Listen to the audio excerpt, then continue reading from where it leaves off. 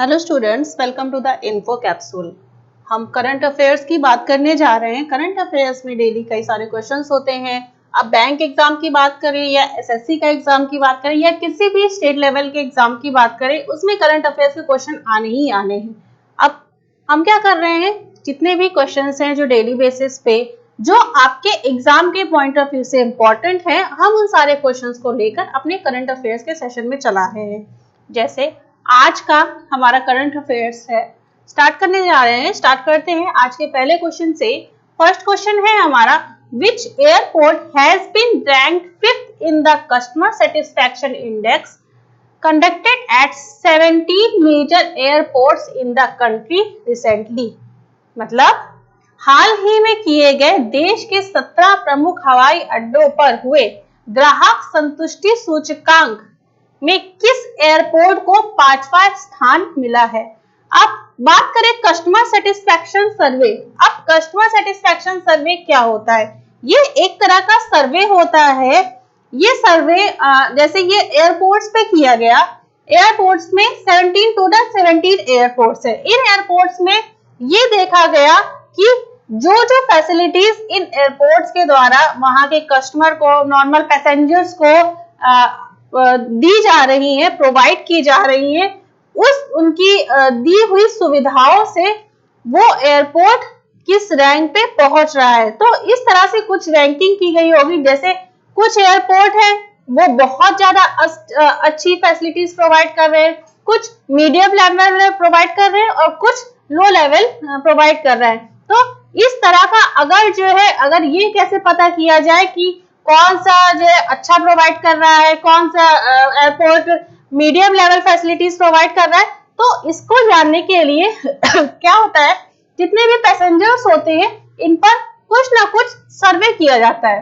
तो सर्वे में इनसे क्वेश्चनिंग की जाती है कि आपको अगर ये सुविधा दी गई है तो इस चीज से आप कितना सेटिस्फाई हो, या जो आपकी ट्रैवल हिस्ट्री है या जो आप ट्रैवल कर रहे हो उसमें आपको जो फैसिलिटीज दी जा रही है, एयरपोर्ट की तरफ से जो फैसिलिटीज दी जा रही है, उस चीज से आप कितने ज्यादा सेटिस्फाई करते हो, या फिर जो उड़ान वगैरह ली जा रही है, जो उड़ान चल रही है, तो वो इस अगर किसी पर्टिकुलर हम सिटी की बात करें, जैसे लखनऊ शहर की बात करें, उस लखनऊ शहर में जैसे अगर लखनऊ से जयपुर की उड़ान जा रही है, लखनऊ से दिल्ली की जा रही है, या लखनऊ से वाराणसी की अगर जा रही है, तो कोई भी पैसेंजर कब सेटिस्फाई होता है, अगर वो किसी पर्टिकुलर सिटी में रहता है। जैसे अगर वो लखनऊ में रह रहा है तो किसी भी एयरपोर्ट से नॉर्मली क्या होता है कि जो बड़े शहर हो गए जैसे दिल्ली, मुंबई, बैंगलोर, पुणे, इन चारों शहरों में तो सारे एयरपोर्ट है, सब जगह सबसे ही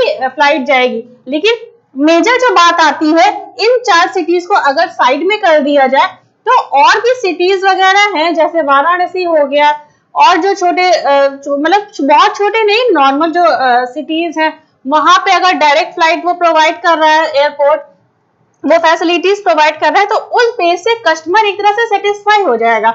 अगर इन केस बात करें, जैसे कि अगर किसी को दिल्ली जाना हो, तो दिल्ली जाने के लिए अगर कोई नॉर्मल ऐसे एयरपोर्ट है, वो क्या हो रहा है कि वहां से कनेक्टिंग फ्लाइट के थ्रू दिल्ली जाएगा कि पहले यहां से वहां जाओ, फिर वहां से वहां जाओ।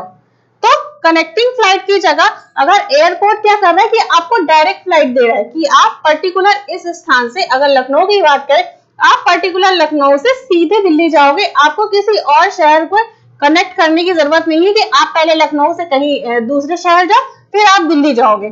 तो ये जो सुविधाएं होती है जो एयरपोर्ट प्रोवाइड कर रहा है कि यहाँ से आपको डायरेक्टली यहाँ की फ्लाइट मिल रही है, तो इस चीज में कस्टमर का सर्वे किया जाता है कि कस्टमर इस तरह की जो सुविधाएं होती है, इन सुविधाओं से कितना ज्यादा सेटिस्फाई करता है। तो अगर ये इस तरह का जो सर्वे हुआ, कौन कितना सेटिस्फाई कर रहा है, क्या नहीं कर रहा है, तो जो ऑल ओवर कंट्री है इंडिया, इस कंट्री में टोटल 17 एयरपोर्ट्स लिए गए। इन 17 एयरपोर्ट्स में ये सर्वे किया गया कि उनके एयरपोर्ट्स के द्वारा दी जाने वाली जो सुविधाएं हैं, उस सुविधाओं के अकॉर्डिंग वो किस पोजीशन पे है।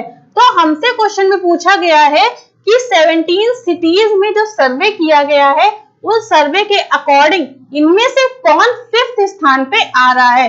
तो पांचवें स्थान के लिए हमारे पास 4 ऑप्शन दिए हैं। एक है राजा भोज एयरपोर्ट, एक है देवी अहिल्याबाई होलकर एयरपोर्ट, एक है वडोदरा एयरपोर्ट और एक है सरदार वल्लभ भाई पटेल एयरपोर्ट। तो जो हमारा जैसे ऑप्शन की हम बात करें, ऑप्शन में है हमारा राजा भोज एयरपोर्ट। तो राजा भोज एयरपोर्ट ये कहाँ पे स्थित है? भोपाल में स्थित है। अब दूसरा ऑप्शन है देवी अहिल्याबाई होलकर एयरपोर्ट। अब ये हमारा कहाँ पे स्थित है एयरपोर्ट? इंदौर में।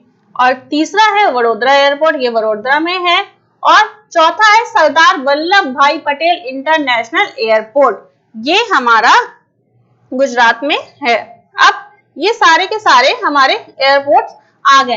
अब इसमें क्या हो रहा है कि हमें पता करना है कि कौन सा कहां पर कौन सा पांचवें स्थान पे पहुंचा है। तो अगर पांचवें स्थान की हम बात करें तो देखिए, पहला वाला हो गया हमारा भोपाल में, दूसरा है हमारा इंदौर में, तीसरा है वडोदरा में और चौथा है हमारा अहमदाबाद में। सरदार वल्लभ भाई पटेल इंटरनेशनल एयरपोर्ट अहमदाबाद में है। तो इनमें से कौन सा हमारा आंसर होगा? इसमें आंसर है number 1, Raja Bhoj airport.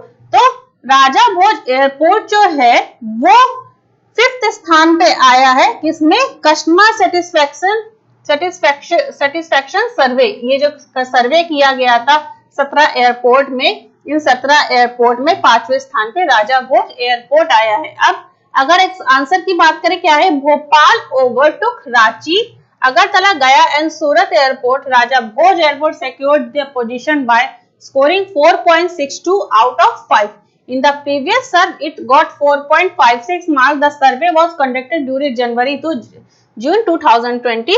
This survey is conducted by airport authority twice a day.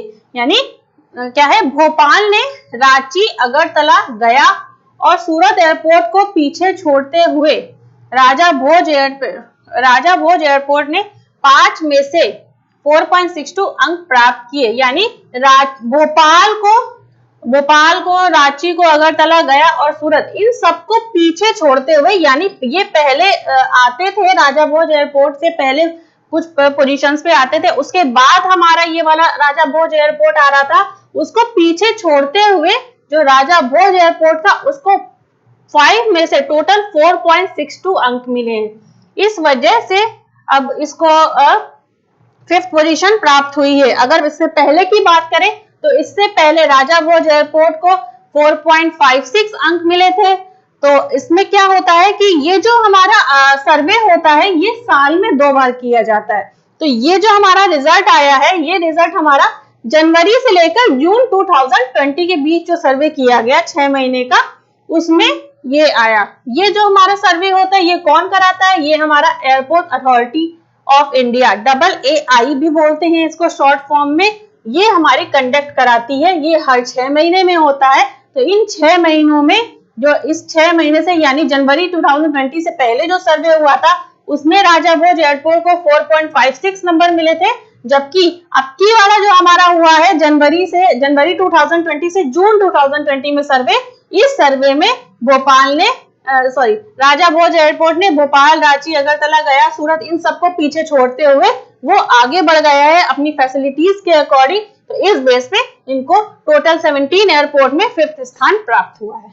ये हो गया हमारा। अब नेक्स्ट की बात करें, नेक्स्ट क्वेश्चन है हमारा, Which Indian woman was made the High Commissioner of Britain for 1 day under the annual competition organized by the British Mission?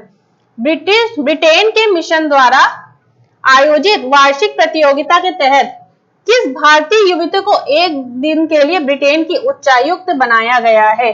तो ब्रिटेन की उच्चायुक्त एक दिन के लिए बनाया गया है। तो ये किसको किया गया है? राजेश्वरी, सजल गुमाला, चैतन्य वेंकटेश्वरन और प्रीति सुदान। तो अगर इसमें हम आंसर की बात करें तो आंसर है हमारा चैतन्य वेंकटेश्वरन। अब क्या है देखिए, बोला गया है from the year 2017 the UK host a day long high commissioner competition in which women age 18 to 23 take part and Chaitanya Venkateshwaran is the 4th young woman from the UK to participate in the UK on 11th October on International Girl Child Day became High Commissioner। अब ये जो हमारा ये जो इनका होता है प्रतियोगिता होती है उच्चायुक्त के लिए, ये ब्रिटेन में सन 2017 से चलती चली आ रही है। अब इसमें कौन लोग भाग ले सकते हैं? इसमें जो 18 से 23 वर्ष के बीच की जो युवतियां होती है या स्त्रियां होती हैं, वो इसमें पार्ट लेती है। और इसमें पार्ट लेने पर ये 11 अक्टूबर को ये जो कंपटीशन होता है, ये हर साल 11 अक्टूबर को होता है और 11 अक्टूबर को international day of girl child celebrate किया जाता है, यानी इंटरनेशनल अंतरराष्ट्रीय बालिका दिवस ये इसके लिए होता है। ये जो कंपटीशन होता है ये सिर्फ महिलाओं के लिए ही होता है, उनकी एज हमारी 18 से 23 वर्ष होनी चाहिए। तो इस बार जब ये कंपटीशन हुआ तो इसके लिए जिन लोगों ने अप्लाई किया, तो उस अप्लाई करने के बाद जो ये कंपटीशन जीता वो थी चैतन्य वेंकटेश्वरन। ये जो है उच्चायुक्त के लिए एक दिन के लिए उच्चायुक्त बनाई गई। ये हो गया, ठीक है। अब नेक्स्ट क्वेश्चन है, तो हमसे पूछा गया कि 11 अक्टूबर को कौन सा दिवस विश्व भर में मनाया जाता है। पहला ऑप्शन है हमारा इंटरनेशनल हिंदी डे, अंतरराष्ट्रीय हिंदी दिवस। सेकंड ऑप्शन है हमारा इंटरनेशनल योगा डे, अंतरराष्ट्रीय योग दिवस। थर्ड ऑप्शन है हमारा इंटरनेशनल वुमेन्स डे, यानी अंतरराष्ट्रीय महिला दिवस। और फोर्थ ऑप्शन है हमारा इंटरनेशनल गर्ल्स डे, अंतरराष्ट्रीय बालिका दिवस। अब हम क्या देख रहे हैं, जो हमें इंटरनेशनल हिंदी डे है वो हमारा कब होता है? वो होता है हमारा 10 जनवरी को, यानी 10 जनवरी को अंतरराष्ट्रीय हिंदी दिवस होता है। तो इस वजह से ये 11 अक्टूबर को नहीं हो सकता, फर्स्ट ऑप्शन हमारा रॉन्ग हो जाएगा। फिर सेकंड ऑप्शन की बात करें, इंटरनेशनल योगा डे, तो अंतरराष्ट्रीय योग दिवस कब मनाया जाता है? वो होता है 21 जून को। फिर नेक्स्ट हम देखें इंटरनेशनल वुमेन्स डे, अंतरराष्ट्रीय महिला दिवस कब मनाया जाता है? वो मनाया जाता है 8 मार्च को। और उसके बाद हमारा फोर्थ ऑप्शन बनता है इंटरनेशनल गर्ल्स डे, अंतरराष्ट्रीय बालिका दिवस। ये कब होता है? ये हमारा होता है 11 अक्टूबर को। अब इंटरनेशनल गर्ल्स डे है, इस बार जो इसकी थीम थी वो थीम थी माई वॉइस अवर इक्वल फ्यूचर। ये थी इस साल के अंतरराष्ट्रीय बालिका दिवस की थीम। हर साल जब भी कोई भी डे मनाया जाता है तो उस डे की कोई ना कोई थीम होती है। उस थीम का जो मेन मोटो होता है वो उस फील्ड के, जैसे अगर बालिका दिवस की बात करी गई है तो बालिका दिवस में मतलब उस चीज में और ज्यादा काम किया जाएगा। जैसे अगर हमारा जो थीम दी हुई है, थीम है हमारी माई वॉइस अवर इक्वल फ्यूचर, यानी मेरी आवाज और हमारा समान फ्यूचर, समान भविष्य। यानी जिस तरह से बॉयज होते हैं, बॉयज के अच्छा फ्यूचर होता है, उसी तरह उसी के समान जो अधिकार बॉयज को मिला है, सेम वही अधिकार गर्ल्स को भी मिले। यानी उनकी आवाज भी पहुंचाई जाए, यानी वो क्या चाह रही हैं और अपना फ्यूचर सबके समान जो है बनाना चाह रही है। जैसे मेल पर्सन का फ्यूचर हो, सेम वैसे ही वुमेन्स का भी फ्यूचर हो। तो उस बेस पे जो इस साल की थीम है वो है my voice our equal future. अब आंसर की बात करें, लिखा है every year 11 October is celebrated at international girl child day. The main purpose of the day is to raise awareness about the challenges faced by the girls and the protection of their rights, and also to empower women and help them to get their right. International Girls Day is being celebrated every year since the year 2012. 11 अक्टूबर को प्रत्येक वर्ष अंतर्राष्ट्रीय बालिका दिवस के रूप में मनाया जाता है। इस दिवस का मुख्य उद्देश्य बालिकाओं के सामने आने वाली चुनौतियों और उनके अधिकारों के संरक्षण में के बारे में जागरूकता बढ़ाना है तथा महिला सशक्तिकरण और उनके अधिकार प्रदान करना है। यह सन 2012 से प्रत्येक वर्ष अंतर्राष्ट्रीय बालिका दिवस मनाया जा रहा है। अब इसकी स्टार्टिंग हमें पता लग गई कि इंटरनेशनल गर्ल्स डे कब से स्टार्ट हुआ। ये स्टार्ट हुआ सन 2012 से। इस डे का मेन मोटो है कि जो महिलाएं, जो नॉन गर्ल्स होती हैं, बालिकाएं होती है, उनके लाइफ में बहुत सारी डिफिकल्टीज आती है, चाहे वो एजुकेशनल लेवल की बात करें चाहे वो और किसी चीज की बात करें, एजुकेशन से रिलेटेड हो गया, और भी चीजें हैं जैसे उनको समान अधिकार मिले, कई सारे वुमेन्स राइट्स वगैरह होते हैं। जैसे नॉर्मल अगर मेल पर्सन की बात करें तो मेल को कई सारे राइट दिए गए हैं, लेकिन वुमेन्स को राइट नहीं दिए गए। तो मेन इसका मोटो है कि जो राइट हमारे मेल पर्सन को मिल रहे हैं, वही सेम राइट हमको हमारे फीमेल को भी देने हैं। चाहे अधिकारों की बात करें, मौलिक अधिकारों की बात करें, या फिर जो आजकल कई सारे, आजकल या पहले से भी महिलाओं के खिलाफ बहुत सारे घरेलू हिंसा वगैरह के केसेस आते हैं। इसकी वजह से महिलाएं बहुत ज्यादा डिप्रेशन में आती हैं। मोस्टली जगह गर्ल चाइल्ड जो होती है उनको मार दिया जाता है। तो लोगों के दिमाग में अवेयरनेस लाना कि जिस तरह से मेल चाइल्ड है उसी तरह से हमारा फीमेल चाइल्ड भी है, तो दोनों के बीच कोई डिफरेंस नहीं है, बस उनको समान अधिकार प्राप्त कराया जाए। तो यही हमारा इसका मेन वो होता है, थीम होती है, मेन मिशन यही है इस डे को मनाने का, कि जिस तरह से पुरुषों को सारे अधिकार दिए गए हैं और उसी तरह से महिलाओं को भी सारे अधिकार दिया जाए। और महिलाएं जो जो चुनौतियां अपनी जिंदगी में फेस करती हैं, चाहे वो करियर से रिलेटेड हो, चाहे उनकी लाइफ से रिलेटेड हो, जो जो सेक्रीफाइस करती हैं हर चीज से रिलेटेड, उनको समान अधिकार मिले हर चीज का, चाहे वो शिक्षा का हो, चाहे जिंदगी में आगे बढ़ने का हो। तो इस वजह से ये डे हमारा सेलिब्रेट किया जाता है। और जो हमारी थीम बनती है हर साल, मेन उस चीज में मतलब उसी मिशन पे और ज्यादा काम होता है, इसीलिए किसी भी डे की थीम बनाई जाती है। ठीक, तो इस बेस पे हमारा आंसर क्या हो गया था? इसका आंसर था option number 4, international girls day. अब नेक्स्ट क्या है? The BCCI announce the 3 teams for the women's T20 challenge, in which country will the tournament will be played. BCCI ने महिला T20 चैलेंज के लिए 3 टीमें बनाई है। तो इनमें से ये जो है ये कब मतलब कौन सी कंट्री में होगा ये गेम जो है, जो T20 गेम है महिलाओं का, वो कब होगा और किस कंट्री में होगा?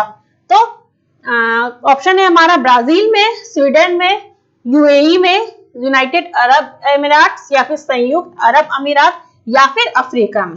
तो आंसर है हमारा यूनाइटेड अरब अमीरात। The Cricket Board of India recently announced the team and schedule of the Women's T20 Challenge. The game will be played in the United Arab Emirates from November 4 to 9.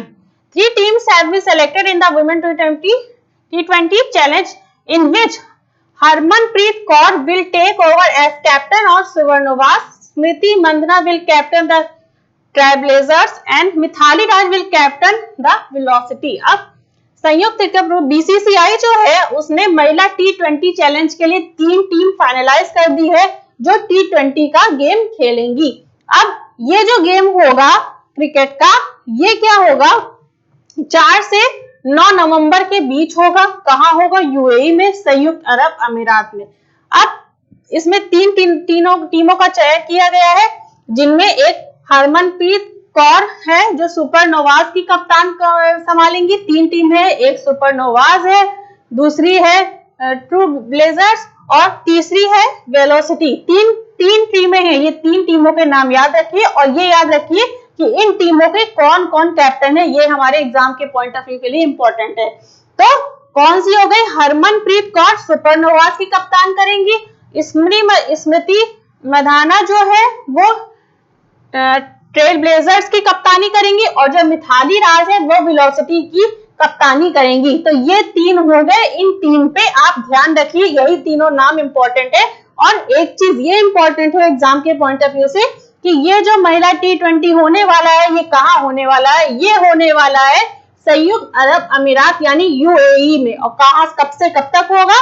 ये होगा हमारा 4 से 9 नवंबर तक, यानी 4 से 9 नवंबर 2020। Total कितनी टीमें गई? टोटल गई 3 टीमें। पहली हरमनप्रीत कौर की, दूसरी है स्मृति मंधाना की और तीसरी हुई मिथाली राज की। तो हरमनप्रीत कौर की हो गई सुपरनोवाज और स्मृति मंधाना की हो गई ट्रेल ब्लेजर्स और मिथाली राज की हो गई वेलोसिटी। ठीक, अब नेक्स्ट क्वेश्चन देखिए। विच scheme was launched by prime minister Narendra Modi for the villagers of the country? प्रधानमंत्री नरेंद्र मोदी ने देश के ग्रामीणों के लिए कौन सी योजना को लॉन्च किया है? पहली है प्रोप्राइटरी प्लान यानी स्वामित्व योजना, सेकंड है गोल्ड स्कीम यानी स्वर्ण योजना, थर्ड है एज पेंशन स्कीम जो है वृद्ध पेंशन योजना, और चौथी है लोन स्कीम यानी ऋण योजना। तो अगर प्रधानमंत्री नरेंद्र मोदी की बात करें, इन्होंने हाल ही में लॉन्च की है स्वामित्व योजना। तो अब ये स्वामित्व योजना है क्या? स्वामित्व योजना नॉर्मली भारत के प्रधानमंत्री नरेंद्र मोदी ने भारत के ग्रामीण किसानों के लिए लॉन्च की है। ये क्या है, इसमें जो उनके पास जमीन है उस पे वो एक मालिकाना हक जो होता है उनका, उसको शो करने के लिए इस योजना के अंतर्गत एक कार्ड प्रोवाइड किया जा रहा है गवर्नमेंट की तरफ से, जिस कार्ड की हेल्प से जो ग्रामीण हैं, जो उनके स्वामित्व वाली जो जमीनें हैं, उसके कार्ड के थ्रू वो किसी भी बैंक से लोन ले सकते हैं या उस कार्ड को अपनी किसी भी पर्सनल यूज के लिए इस्तेमाल कर सकते हैं, चाहे वो इस चीज का वेरिफिकेशन हो कि ये जो जमीन है ये उस किसान की है। अब उसको कहीं जगह चक्कर लगाने की जरूरत नहीं है कि ये पेपर वो पेपर वो पेपर। अगर ये जो कार्ड है, अगर आप ये कार्ड दिखा दोगे कि ये वाला ये जो लैंड है ये इस पर्सन की है, तो इस पर्सन का ये दिखाने के लिए ये प्रॉपर लैंड है, उनको एक कार्ड जारी कर दिया गया है। तो ये जो कार्ड जारी करना है, इससे क्या कर सकता है कि बैंक जैसे अगर अपनी बैंक में जाके किसान खेती के लिए लोन लेना चाहे या कोई और लेना चाहे, तो उसके पास एक एग्जैक्टली प्रूफ हो जाएगा कि हाँ ये चीज इसकी प्रॉपर्टी है। ठीक, तो ये एक तरह से ये जो योजना है ये प्रॉपर्टी से रिलेटेड है। जो प्रॉपर्टी रिलेटेड जो किसान है, किसान के पास जो जमीन है, वो अपनी प्रॉपर्टी का एक तरह से प्रूफ दिखा पाए कि ये हाँ कि ये जो पर्टिकुलर लैंड है या ये पर्टिकुलर जमीन है ये हमारी है। तो इस चीज का जो प्रूफ वाला है कि आप लैंड के प्रूफ कैसे शो करोगे, तो उस चीज के लिए इन्होंने स्वामित्व योजना स्टार्ट करी है। इस योजना के अंतर्गत ये जो कार्ड प्रोवाइड किया गया है, ये वो कई सारे अपने वर्क के लिए यूज कर सकते हैं, चाहे वो लोनिंग का हो चाहे वो कुछ और। तो इसका आंसर होगा हमारा स्वामित्व योजना। अगर हम बात करें तो ये है prime minister Narendra Modi today launch the ownership scheme for the villages of the country. The purpose of this scheme to provide ownership card or property card to the villagers, which will help the Dalit, backward and poor brothers greatly. यानी प्रधानमंत्री नरेंद्र मोदी ने देश में ग्रामीणों के लिए स्वामित्व योजना का शुभारंभ किया। इस योजना का उद्देश्य ग्रामीणों को स्वामित्व कार्ड या संपत्ति कार्ड प्रदान करना है, जिससे दलित, पिछड़े और गरीब भाइयों को बहुत मदद मिलेगी। अब जैसे कई बार ऐसा होता है कि जैसे ये जमीन वाला कार्ड इशू करना क्यों जरूरी था, अगर शहर की बात ना करें, ग्रामीण एरिया की बात करें, तो कोई भी जैसे दबंग की बात कर ले, भू माफिया की बात कर ले, अगर किसी किसान के पास जमीन है वो उस पर कब्जा कर लेता था, तो इन लोगों के पास कोई प्रूफ नहीं होता था कि हाँ देखिए ये हमारी ही जमीन है और इन्होंने ऐसे कब्जा कर लिया। या अगर किसी के पास जमीन है और जमीन के पे वो खेती कर रहा है, उसको लोन लेना हो, तो बहुत सारी दिक्कत आती है पेपर्स वगैरह की। तो जब ये कार्ड ये इशू हो गया है, तो कार्ड इशू होने के बाद ये जितनी भी जिस तरह की जो दिक्कतें हैं कि कोई जैसे जबरदस्ती कब्जा नहीं कर सकता, क्योंकि किसानों के पास अब कार्ड है कि हाँ ये मेरी ही संपत्ति है, या फिर लोन लेने जाना हो बैंक से तो बैंक से दे दे कि हाँ देखो ये हमारी जो है संपत्ति है, हम इसके एवज में कोई लोन लेना चाह रहे हैं या ये हमारा प्रूफ है, ये सब चीजें, तो इसलिए ये योजना लॉन्च की गई थी। नेक्स्ट क्वेश्चन है, which Indian activities and politician was born on 11 अक्टूबर। इनमें से कौन सा भारतीय कार्यकर्ता या राजनीतिक पुरुष 11 अक्टूबर को पैदा हुआ था या कब जयंती उनकी मनाई जाती है? पहला है प्रणब मुखर्जी और राम मनोहर लोहिया, सेकंड है जयप्रकाश नारायण और नानाजी देशमुख, फिर है अटल बिहारी वाजपेयी और मोरारजी देसाई, फिर है भूपेन हजारिका और नानाजी देशमुख। तो इनमें से कौन है? जयप्रकाश नारायण और नानाजी देशमुख। ये एक ऐसे भारतीय कार्यकर्ता हैं या राजनीतिक महापुरुष है जो जिनका जन्म 11 अक्टूबर को हुआ था। इन्होंने राजनीति के क्षेत्र में अपना काफी ज्यादा योगदान दिया, इस वजह से इनको याद किया जाता है। Today in India the birth anniversary of Indian activist Jayaprakash Narayan and politician Nanaji Deshmukh was celebrated. Jayaprakash Narayan was an Indian freedom fighter. जो जयप्रकाश नारायण थे वो एक स्वतंत्रता सेनानी थे। स्वतंत्रता सेनानी कौन होते हैं? जिन्होंने भारत की आजादी की लड़ाई में भाग लिया वो स्वतंत्रता सेनानी हुए थे, जिन्होंने आजादी की लड़ाई में भाग लेके अपना उसमें भारत की आजादी में महत्वपूर्ण योगदान प्राप्त किया और उसके बाद उनकी मृत्यु हो गई। तो जयप्रकाश नारायण को उस चीज के लिए जाना जाता है। And politician who started a movement called संपूर्ण क्रांति टू रिमूव इंदिरा गांधी। इसके साथ ही साथ इन्होंने संपूर्ण क्रांति जो हुई थी जिससे इन्होंने इंदिरा गांधी को हटाया था, तो इस वजह से जो जयप्रकाश नारायण है इनको एक स्वतंत्रता सेनानी के रूप में और इंदिरा गांधी को हटाने के लिए इन्होंने जो संपूर्ण क्रांति, इनको संपूर्ण क्रांति के लिए जाना जाता है और स्वतंत्रता सेनानी के लिए भी जाना जाता है, जिन्होंने भारत की आजादी दिलाने में महत्वपूर्ण योगदान प्राप्त हुआ। ये बात होगी जयप्रकाश नारायण की। फिर आगे बात करते हैं नानाजी देशमुख की। नानाजी देशमुख है वो क्या है, Indian philanthropist and he was formally the leader of the भारतीय जन संघ and was awarded the Bharat Ratna in the 2019। जो हमारे नानाजी देशमुख थे वो एक समाज सेवी थे और ये पूर्व में भारतीय जनसंघ के नेता भी थे। तो अब ये समाज सेवा भी करते थे।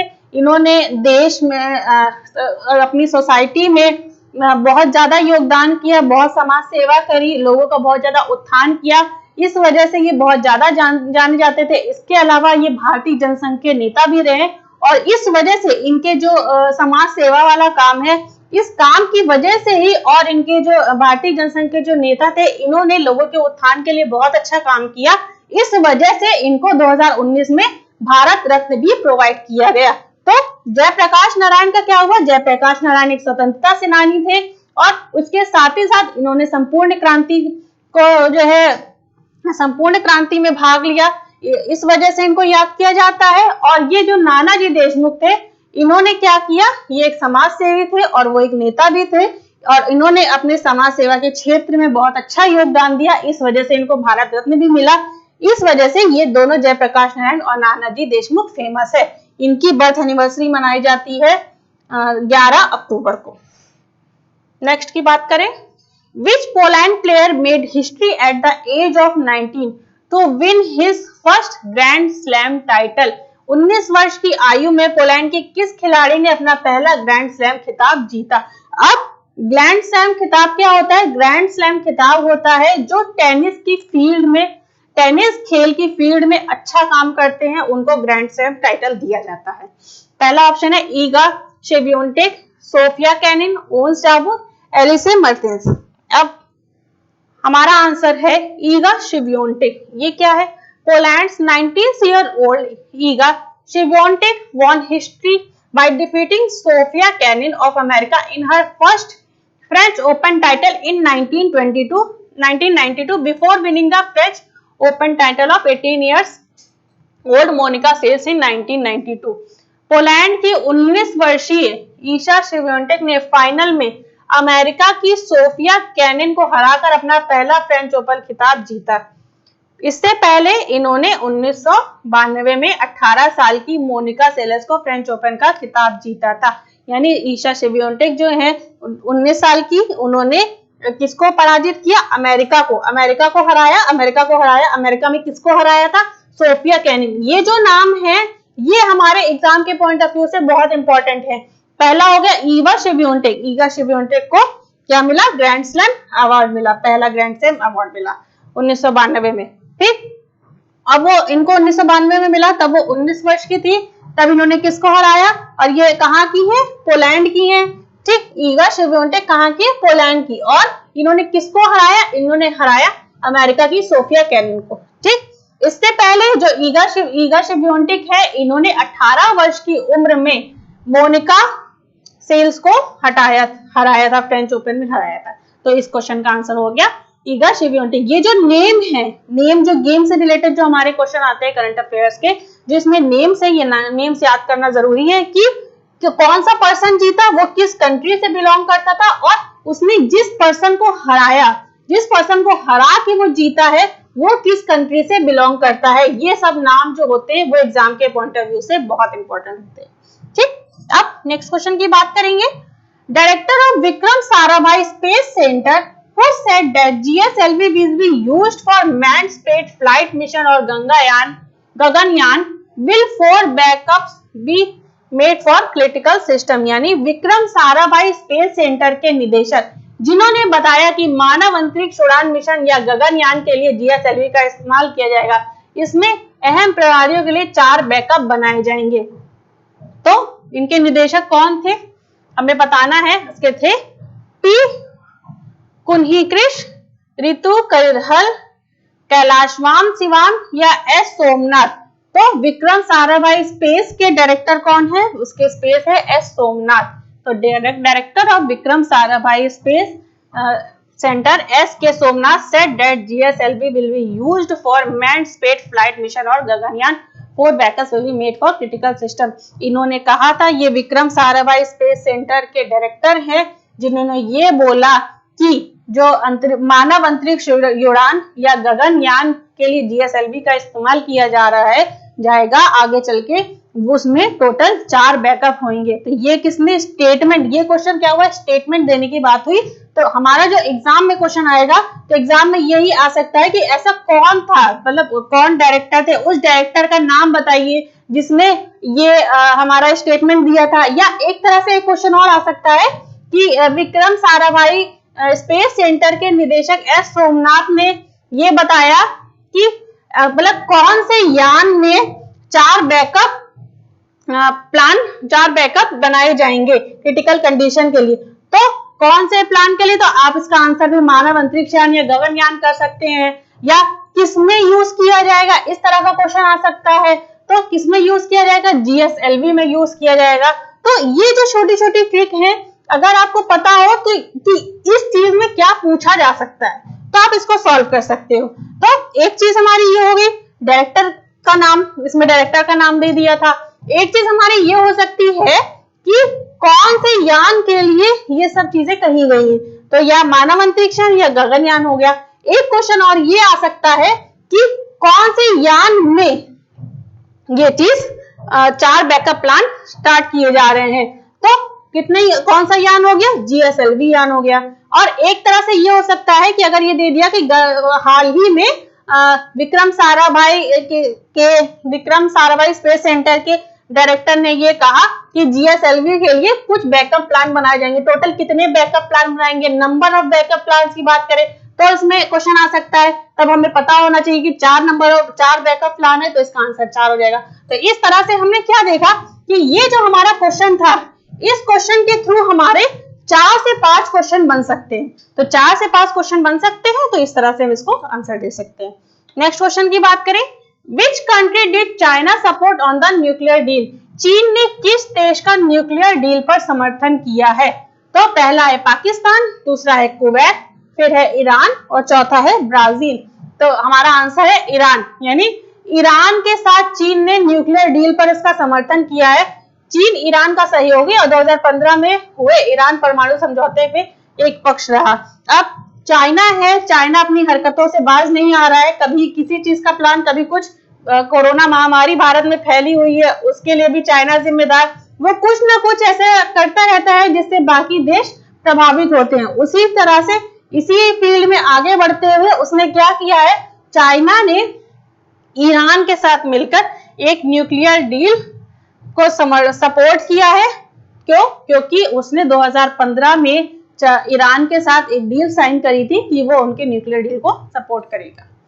अब नेक्स्ट क्वेश्चन की बात करें, which of the following persons was discussed in the Kerala gold smuggling case. Kerala सोना तस्करी मामले में से निम्नलिखित में से कौन से व्यक्ति चर्चित रहे। अब पहला है एम शिवशंकर, दूसरा है लालू प्रसाद यादव, फिर है रॉबर्ट वाड्रा और फिर है नीरव मोदी।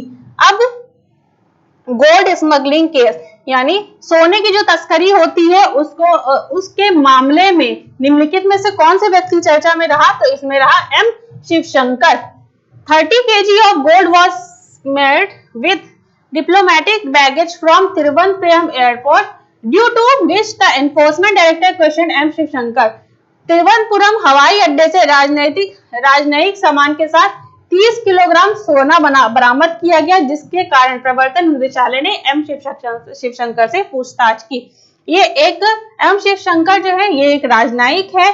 इन्होंने क्या किया, इनको ये जब ट्रेवल कर रहे थे, ट्रेवल करने पे त्रिवेंद्रपुरम एयरपोर्ट पे जब इनकी चेकिंग की गई तो इनके साथ 30 किलो सोना पाया गया इनके सामान में। तो इसी के सिलसिले में जो जब इनसे पूछताछ की गई तब पता लगा कि वो इस सोने की तस्करी करते थे। तो टोटल इनके पास 30 किलो सोना बरामद हुआ और इसकी पूछताछ की गई। तो इसी वजह से हमसे पूछा गया, अब क्योंकि वो एक राजनयिक थे तो राजनयिक की वजह से इनसे पूछताछ की जा रही है। प्रवर्तन निदेशालय यानी ईडी बोलते हैं, वो इसकी जांच कर रहा है कि आपके पास इतना सोना कहाँ से आया, इसकी तस्करी कैसे हो रही है, या सारी चीजें हो रही है। तो इसका आंसर हो गया एम शिवशंकर। अब इसमें एक क्वेश्चन इसका और भी आ सकता है कि हाल ही में तिरुवनंतपुरम एयरपोर्ट में, अगर एग्जाम के पॉइंट ऑफ व्यू की बात करें, कहा जाए हाल ही में तिरुवनंतपुरम एयरपोर्ट में किस राजनयिक से सोने की तस्करी के बारे में बात हुई, या फिर ये हो सकता है हाल ही में तिरुवनंतपुरम एयरपोर्ट में एम शिवशंकर से किस वजह के कारण पूछताछ की गई। तो इसका हमारा क्या आंसर होगा, गोल्ड स्मगलिंग केस यानी सोने की तस्करी के मामले में। तो हमने क्या देखा कि जो हमारे क्वेश्चन होते हैं, इन क्वेश्चन से ये नहीं कि एग्जैक्टली जो क्वेश्चन दिया है वही क्वेश्चन हो सकता है, नहीं, एक क्वेश्चन से हमारे कई सारे क्वेश्चन बन सकते हैं। तो हम अपने अगर फैक्ट्स को देखते जाए तो फैक्ट्स को देख देख के सारी चीजें पढ़ते जाए तो हम बता सकते हैं कि एक क्वेश्चन से हमारे 3 से 4 क्वेश्चन कैसे बन सकते हैं। यानी अगर अभी आपने 10 क्वेश्चन पढ़े हैं तो यानी 10 क्वेश्चन पढ़ने का मतलब आपने 50 क्वेश्चन याद कर लिए, आपको 50 क्वेश्चन के आंसर पता लग गए कि हाँ ये 50 क्वेश्चन हमारे तैयार हो गए। तो इस तरह से ये हो गई हमारी आज की करंट अफेयर्स। बाकी जुड़े रहिए हमसे इन्फो कैप्सूल में, हमारा यूट्यूब चैनल इन्फो कैप्सूल पे लॉगिन करिए। इसके अलावा अगर आपको कुछ स्टडी मटेरियल चाहिए तो आप हमारी वेबसाइट infocapsule.in पे लॉगिन कर सकते हैं, या फिर हमारा ऐप डाउनलोड कर सकते हैं मोबाइल ऐप में। infocapsule.in पे जाइए, इन्फो कैप्सूल्स का ऐप डाउनलोड कीजिए, उसमें बहुत सारे हमारे स्टडी मटेरियल पड़े हैं, आप इनको ज्वाइन करके सॉल्व कर सकते हैं। Thank you.